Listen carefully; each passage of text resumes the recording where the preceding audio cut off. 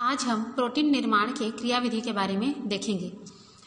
इसके पहले जो टॉपिक दिया हुआ है कोडिंग, ये वीडियो के द्वारा अच्छे से समझ पाना थोड़ा मुश्किल है, तो जो सैटरडे की क्लास होगी उसमें हम लोग जो कोडिंग है उस टॉपिक को पूरा देखेंगे। आज हम लोग स्टार्ट करेंगे प्रोटीन संश्लेषण के प्रमुख घटक से। तो यहाँ पर दिया हुआ है जो प्रोटीन संश्लेषण है इसमें महत्वपूर्ण भूमिका निभा रहा है। सबसे पहले तो ये डीएनए जो होता है ये क्या है, इसके बारे में ज़्यादा जानकारी देने की ज़रूरत नहीं है यहाँ पर, इसलिए हम लोग थोड़ा सा ये स्पीड में थोड़ा ले रहे हैं। डीएनए क्या है, आनुवांशिक पदार्थ के रूप में कार्य करता है और इसी के मैसेज को लेकर क्या है एमआरएनए कोशिका द्रव्य में या फिर राइबोसोम के पास जाता है। सेकंड में क्या है, एमआरएनए है, सेम चीज़ हो जाएगी ये भी कि ये मैसेज को मैसेंजर आने हैं, इसलिए क्या कर रही है आनुवांशिक सूचनाओं को मैसेज के रूप में लेकर ये जाता है। थर्ड में दिया हुआ है टीआरएनए यानी कि ट्रांसफर आरएनए, जो कि एमिनो एसिड को क्या करता है साइटोप्लाज्म से राइबोसोम तक पहुंचाने का कार्य ये करता है। फोर्थ में दिया हुआ है आरआरएनए।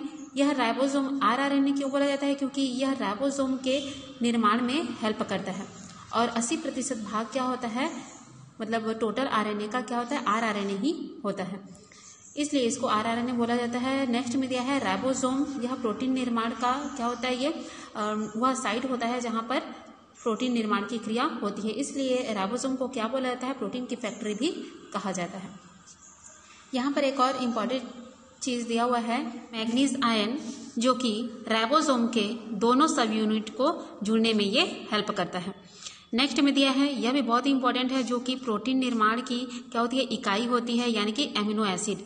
एमिनो एसिड के जुड़ने से ही प्रोटीन का निर्माण संभव होता है।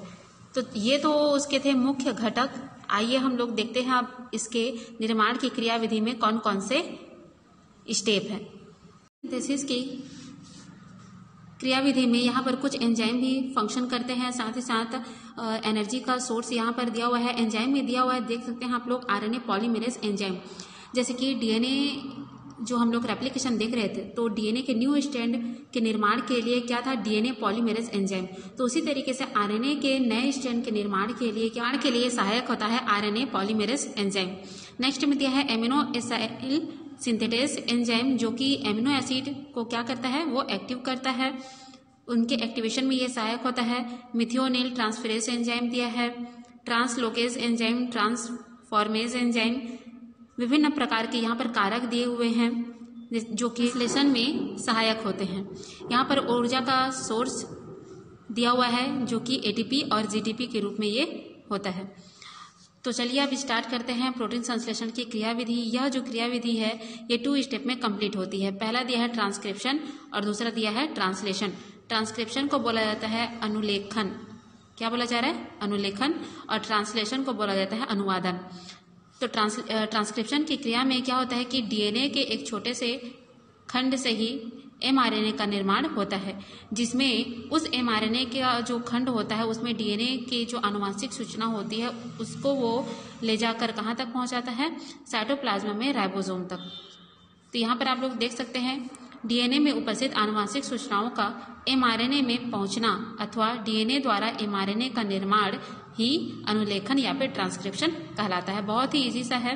डीएनए से एमआरएनए निर्माण की क्रिया को ही क्या बोला जाता है ट्रांसक्रिप्शन बोला जाता है, जिसमें डीएनए के क्या रहते हैं मैसेज रहते हैं, आनुवांशिक सूचनाओं का जो मैसेज रहता है वही एमआरएनए में पाया जाता है।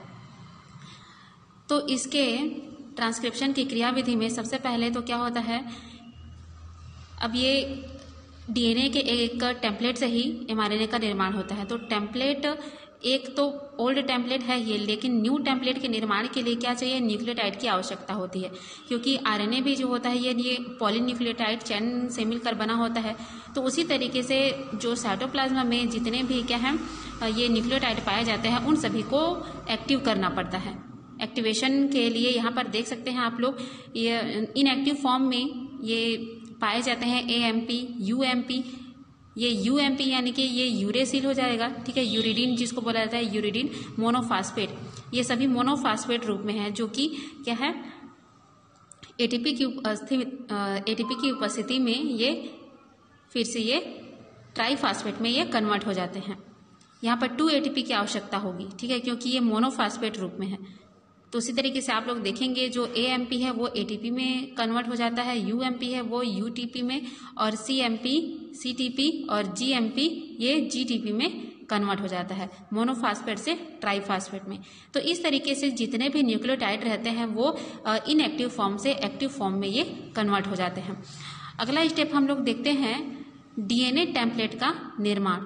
अब DNA टेम्पलेट का निर्माण कैसे होना है, मतलब ये वही टेम्पलेट है जिससे जो कॉम्प्लीमेंट्री जो न्यूक्लियोटाइड होते हैं वो उससे जुड़कर एक नए mRNA सीक्वेंस का निर्माण करेंगे।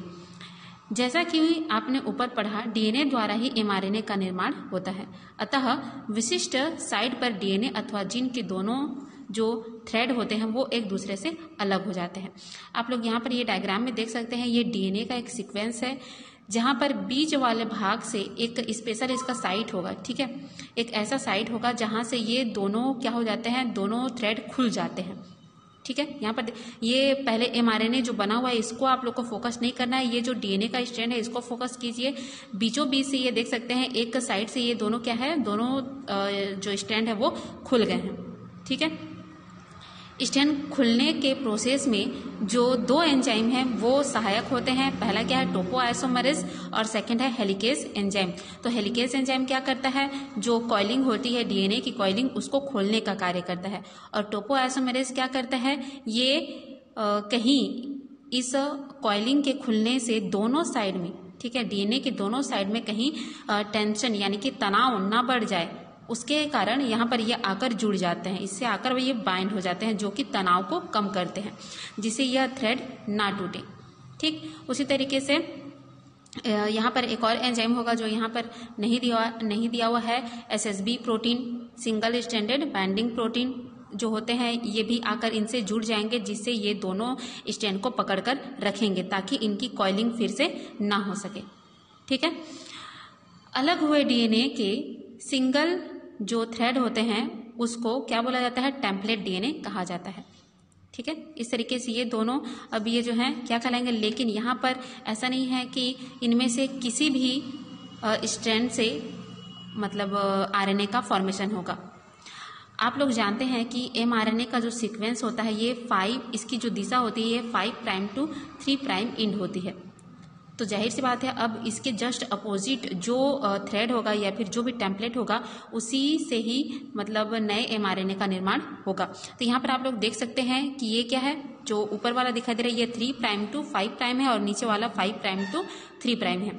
तो अब यहाँ पर आप लोग देखेंगे कि जो 3 प्राइम है उसी टेम्पलेट से ही न्यू mRNA का निर्माण होगा, क्योंकि ये एक दूसरे के क्या होते हैं, अपोजिट होते हैं ना। जो 3 प्राइम इंड होता है उसके जस्ट अपोजिट में 5 प्राइम इंड होता है। तो यही वाला आपका क्या कहलाएगा, DNA टेम्पलेट जिसे mRNA का निर्माण होना है। तो इसी आधार पर जिसका मतलब जिस टेम्पलेट के द्वारा mRNA का निर्माण होना है उस टेम्पलेट को सेंस स्ट्रैंड कहा जाता है, ठीक है। क्या बोला जाता है, सेंस स्ट्रैंड, यानी कि इस टेम्पलेट का कुछ अर्थ है यहाँ पर जिससे मतलब कुछ कार्य है, इसलिए उसको सेंस स्ट्रैंड बोला जा रहा है। लेकिन दूसरा जो टेम्पलेट है वो उसका फंक्शन यहाँ पर बिल्कुल भी नहीं है, इसलिए उसको एंटी सेंस स्ट्रैंड बोला जा रहा है। एक है सेंस स्ट्रैंड जिससे mRNA का निर्माण होगा और दूसरा क्या है, एंटी सेंस या फिर नॉन सेंस इसको बोला जाता है, ठीक है, नॉन सेंस स्ट्रैंड। अब देखिए आगे की ओर हम लोग बढ़ते हैं। अगला स्टेप क्या दिया हुआ है, RNA पॉलीमेरेज की सहायता से mRNA श्रृंखला का निर्माण। RNA पॉलीमेरेज एंजाइम क्या करता है, अब जैसे ही दोनों स्ट्रैंड अलग हुए हैं तो RNA पॉलीमेरेज जो एंजाइम होता है वो आकर यहाँ पर ये जुड़ जाता है, ठीक है। RNA पॉलीमेरेज जो होगा ये हमेशा 3 प्राइम इंड की ओर आकर ये जुड़ता है, ठीक है। 3 प्राइम इंड की ओर ये आकर जुड़ेगा और इसके जुड़ने से ही जो mRNA का जो सीक्वेंस है वो आगे की ओर ये बढ़ता जाता है। न्यू इसका जो कॉम्प्लीमेंट्री स्ट्रैंड होता है वो आगे बनता जाता है, यहीं से ही इसका ट्रांसक्रिप्शन शुरू होगा। जो ये ट्रांसक्रिप्शन की क्रिया है और ट्रांसलेशन की क्रिया है ये दोनों क्या है, इन्हीं 3 स्टेप के द्वारा होते हैं। पहला क्या दिया है, इनिशिएशन, इलोंगेशन और टर्मिनेशन। इनिशिएशन यानी कि क्रिया का प्रारंभ होना, इलॉन्गेशन यानी कि मतलब किस तरीके से, जैसे कि ट्रांसक्रिप्शन हो रहा है यहाँ पर, तो ट्रांसक्रिप्शन में किसका निर्माण हो रहा है, mRNA का। तो mRNA का जो सीक्वेंस है वो उसकी लंबाई में वृद्धि होना, उसी को ही इलॉन्गेशन बोला जाता है। ठीक है। और लास्ट में जब एक क्या बोलना चाहिए, पूर्ण लंबाई में जब mRNA का सीक्वेंस प्राप्त हो जाता है तो उसका टर्मिनेशन होता है, समाप्तिकरण होता है, समापन होता है। तो ये तीनों क्रिया के द्वारा ही यह जो क्रिया विधि है वो कंप्लीट होती है। तो सेम चीज़ ये ट्रांसलेशन में आ जाएगा, उसमें भी इनिशिएशन, इलॉन्गेशन और टर्मिनेशन ये होता है। तो आप लोग इसको कैसे लिख सकते हैं, इनिशिएशन अगर पॉइंट डालते हैं तो इनिशिएशन पॉइंट के अंतर्गत आपका आ जाएगा कि जितने भी न्यूक्लियोटाइड है उनका एक्टिवेशन, डीएनए टेम्पलेट का निर्माण हो जाएगा। नेक्स्ट में क्या आ जाता है, इलॉन्गेशन। तो इलॉन्गेशन में आपका आ जाएगा आरएनए पॉलीमरेज की सहायता से mRNA चेन का निर्माण। ठीक है। आरएनए पॉलीमरेज को और अच्छे से समझ लेते हैं। डीएनए टेम्पलेट पर राइबोन्यूक्लियोटाइड का पॉलीमराइजेशन यानी कि बहुलीकरण करने वाले एंजाइम को आरएनए पॉलीमरेज कहते हैं। बहुलीकरण यानी कि जो ये आरएनए पॉलीमरेज एंजाइम होता है, इसी के जुड़ने के साथ ही साथ क्या होता है, जो डीएनए टेम्पलेट का सीक्वेंस होता है उसी के अनुसार जो कॉम्प्लीमेंट्री न्यूक्लियोटाइड होते हैं वो आकर उससे जुड़ने लगते हैं और mRNA का निर्माण होने लगता है। प्रोकैरियोटिक कोशिकाओं जैसे कि ई कोलाई में केवल एक प्रकार का क्या है, आरएनए पॉलीमरेज पाया जाता है, लेकिन जो यूकैरियोटिक होते हैं उनमें 3 टाइप का पॉलीमरेज जो एंजाइम होता है वो पाया जाता है। यह एक पॉलीमेरिक एंजाइम है जो 5 विभिन्न पॉलीपेप्टाइड का बना होता है। आरएनए पॉलीमरेज क्या है, 5 विभिन्न पॉलीपेप्टाइड का बना हुआ एक क्या है, पॉलीमेरिक एंजाइम है, जिसमें क्या दिया है देख सकते हैं आप लोग, 2 अल्फा। बुक में ये दिया होगा, यहाँ पर कुछ और दिया हुआ था, ठीक है, उसको सुधार लेना। यहाँ पर क्या है, 2 अल्फा और 1 बीटा, 1 बीटा 1 और 1 ओमेगा। ठीक है, 1 ओमेगा यहाँ पर लिखा हुआ है, देख सकते हैं आप लोग, ये गामा लिखा हुआ है, तो ये गामा को आप लोग सुधार लेंगे, ये गामा नहीं है, ये ओमेगा है। ठीक, चित्र को देख लेंगे आप लोग, क्या दिया है, 2 अल्फा, 1 बीटा, 1 बीटा 1 और 1 ओमेगा। इस तरीके से ये 5 सब यूनिट से मिलकर बना होता है। तो इस तरीके से ये जो 5 सब यूनिट है इसको बोला जाता है कोर एंजाइम। क्या बोला जाता है, कोर एंजाइम। लेकिन अभी भी ये जो आरएनए पॉलीमरेज है, अभी भी ये क्या है, इनकम्प्लीट है, ये इनएक्टिव फॉर्म है। ये जो कोर एंजाइम है ये इनएक्टिव फॉर्म है, जब तक कि इससे कोई सिग्मा फैक्टर, ठीक है, सिग्मा, ये सिग्मा का साइन है, जब तक इस कोर एंजाइम से ये सिग्मा फैक्टर आकर नहीं जुड़ता है तब तक ये एक्टिव नहीं होता है, एक कंप्लीट एक्टिव पॉलीमरेज एंजाइम में कन्वर्ट नहीं होता है। ठीक है, तो इस तरीके से दोनों core enzyme plus sigma factor is equal to क्या हो जाएगा, होलो एंजाइम, जो कि इसका एक्टिव फॉर्म होता है। और यही पॉलीमरेज एंजाइम जाकर डीएनए टेम्पलेट के प्रोमोटर रीजन से जुड़ जाता है, जिससे जो mRNA की इलॉन्गेशन क्रिया है वो प्रारंभ होती है। आगे देखते हैं हम। तो इसी तरीके से जो यूकैरियोटिक कोशिका है इसमें 3 टाइप के देख रहे हैं आप लोग, RNA polymerase first, second and third. First का क्या कार्य है, ये आरआरएनए का निर्माण करता है। सेकेंड में जो पॉलीमरेज सेकेंड है ये क्या है, एचएनआरएनए। एचएनआरएनए यानी कि हेट्रोजिनस आरएनए। जब अभी हम लोग देखेंगे ट्रांसक्रिप्शन की क्रिया में, तो इस ट्रांसक्रिप्शन की क्रिया में जो mRNA बनेगा सबसे पहले वह एचएनआरएनए होता है, ठीक है, हेट्रोजिनस आरएनए। इस हेट्रोजिनस आरएनए का ही फिर से क्या है, मैच्योर आरएनए में कन्वर्जन होता है। थर्ड इसका दिया हुआ है आरएनए पॉलीमरेज थर्ड। यह टीआरएनए तथा 5S आरआरएनए का निर्माण करता है। तो उसी तरीके से आप लोग देखेंगे mRNA इलॉन्गेशन की प्रक्रिया में हम देखते हैं, यहाँ पर आप लोग देखेंगे ये जो बड़ा सर्कल है, ठीक है, यहाँ पर देख सकते हैं आप लोग, ये कोर एंजाइम है। Core enzyme plus sigma factor दोनों मिलकर क्या बनाते हैं, होलो एंजाइम, या फिर इसको क्या बोला जा रहा है, कंप्लीट एंजाइम आरएनए पॉलीमरेज, इसी को ही होलो एंजाइम बोला जाएगा। अब ये जो होलो एंजाइम है ये डीएनए टेम्पलेट के प्रोमोटर रीजन से जाकर ये बाइंड हो जाता है। ठीक है, प्रत्येक डीएनए टेम्पलेट पे क्या पाया जाता है, प्रोमोटर रीजन पाया जाता है, प्रोमोटर, ऑपरेटर, कोडिंग रीजन और टर्मिनेटर साइट पाए जाते हैं। तो प्रोमोटर जो होता है ये बाइंडिंग साइट प्रोवाइड करता है आरएनए पॉलीमरेज से जुड़ने के लिए, ठीक है। उसके बाद ये जो आरएनए पॉलीमरेज होता है उससे आकर जुड़ जाता है और इसी के साथ ही साथ क्या होगा, यह क्रिया यानी कि एमआरएनए इलॉन्गेशन की क्रिया क्या है वह प्रारंभ होने लगती है। यहाँ पर आप लोग देख सकते हैं कि जैसे ही क्या होता है, एमआरएनए श्रृंखला निर्माण के क्रम में सबसे पहले क्या होता है, डीएनए टेम्पलेट के प्रोमोटर साइट या फिर इनिशिएशन साइट पर क्या है, आरएनए पॉलीमरेज का जो कोर एंजाइम होता है वो आकर जुड़ जाता है। उसके बाद सिग्मा कारक इसके साथ संयुक्त हो जाता है जिससे ये क्या है, होलो एंजाइम बनाते हैं। इस प्रकार आरएनए पॉलीमरेज के होलो एंजाइम का निर्माण होता है। जीव द्रव्य में उपस्थित जितने भी राइबोन्यूक्लियोटाइड होते हैं वो बारी बारी से क्या होते हैं, डीएनए टेम्पलेट में आते जाते हैं। ध्यान देने वाली बात है कि राइबोन्यूक्लियोटाइड डीएनए में स्थित न्यूक्लियोटाइड के कॉम्प्लीमेंट्री क्रम में ही जुड़ते हैं। इसका अर्थ यह है कि मान लीजिए डीएनए सीक्वेंस का जो टेम्पलेट है उस टेम्पलेट में क्या दिया है, AUG दिया हुआ है, तो उसी तरीके से A के साथ उसका कॉम्प्लीमेंट्री जो न्यूक्लियोटाइड होगा वो क्या हो जाएगा, जैसे कि क्या दिया है AUG, इस तरीके से। तो ये एक का क्या हो जाएगा U, ठीक है, A का U और U का क्या हो जाएगा ये A और G का हो जाएगा ये C। इस तरीके से ये जो कॉम्प्लीमेंट्री स्ट्रैंड है एमआरएनए का वो निर्मित होता है।